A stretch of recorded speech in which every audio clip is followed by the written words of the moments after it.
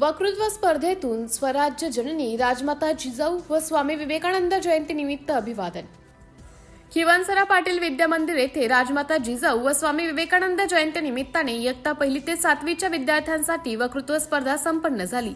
सर्व ज्येष्ठ शिक्षकांच्या शुभ हस्ते प्रतिमा पूजन व दीप प्रज्वलन करण्यात आले। यावेळी विद्यार्थ्यांनी जिजाऊ माते संबंधी आणि स्वामी विवेकानंद यांच्या कार्यांविषयी अतिशय प्रभावीपणे मनोगत व्यक्त केले। इयत्ता 5वी मधील श्रावणी चिलखे व इयत्ता 2री मधील अन्विता कांबळे या विद्यार्थिनींनी राजमाता जिजाऊंचं स्वागत स्वरूपात मनोगत व्यक्त केले। इयत्ता 6वी व 7वीच्या विद्यार्थ्यांनी जिजाऊ मातेला गीत गायनाद्वारे वंदन केले। सहशिक्षिका वीणा तांबे यांनी जिजाऊ मातेचा अतिशय अर्थपूर्ण पाळणा गीत सादर केले। वक्तृत्व स्पर्धेचं परीक्षण उपस्थित विद्यार्थी श्रोत्यांनी केले आणि एकमुखाने विजयी स्पर्धकांची नावे जाहीर केली। इयत्ता 1 मधील स्वरा कांबळे, इयत्ता 4 मधील वैष्णवी कांबळे आणि इयत्ता 7वी मधील कृष्णा खिल्लारे हे विद्यार्थी विजयी ठरले। यावेळी सूर्यनमस्कार दिनानिमित्ताने क्रीडा शिक्षिका संतोषी चौधरी यांनी इयत्ता 7वीच्या विद्यार्थ्यांचे सूर्यनमस्कार प्रात्यक्षिक घेतले।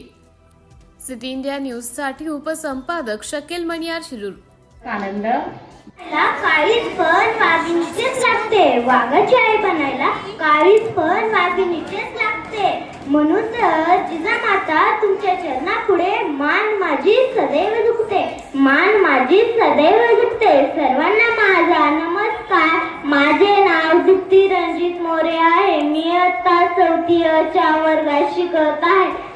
आज राजमाता जिजाऊ यांची जयंती आहे। मी यांच्याबद्दल 2 शब्द सांगणार आहे, ते तुम्ही शांतपणे ऐकून घ्यावे अशी माझी नम्र विनंती। स्वराज्य जननी राजमाता जिजाऊ यांच्याबद्दल माहित नाही असा एकही माणूस मिळणार नाही, असा एकही माणूस मिळणार नाही ज्यांनी स्वराज्याचे स्वप्न पाहिले। फक्त स्वप्न पाहिलेच नाही तर ते घडवूनही दाखवले, मुद्रा माझा राजमाता जिजाऊंना ज्यांनी शूर शुभांना घडवले, लहानपणापासून अन्यायाची चीड असणाऱ्या जिजाऊंचा जन्म 12 जानेवारी 1598 रोजी बुलढाणा जिल्ह्यातील सिद्दीखेडराव लवजीराव जाधव व माळसाबाई यांच्या पोटी झाला। एवढे बोलून मी माझे भाषण संपवते। जय जिजाऊ, जय शिवराय।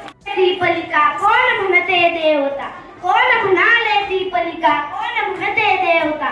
विधस्वजनाच्या रक्षणासाठी लेकीबाईच्या आत्मदेशाला जागृत करण्यासाठी अवतरलेली साक्षात सौदामिनी, स्वराज्य स्थापनेसाठी प्रकटलेली शहाजीराजे भोसले यांची वीराणी जिजाऊ, सिंदखेडचे पराक्रमी सरदार लखुजीराव जाधवांची मी सोनसळी कन्या जिजाऊ बोलते। आया बहिणीच्या लज्जेवर हात घालणाऱ्या, तरांच्या पाटलाच्या हातापायचे चौरंग काढायला लावणाऱ्या त्या शुभाची मी माता जिजाऊ बोलते। शुभा शुभा शुभा शुभा कुठे आहात शुभा तुम्ही? शुभा होय, स्मशानातून खडबडीत जागी झाली तुमची राजमाता जिजाऊ आली। शुभा शुभा का आलोय आम्ही?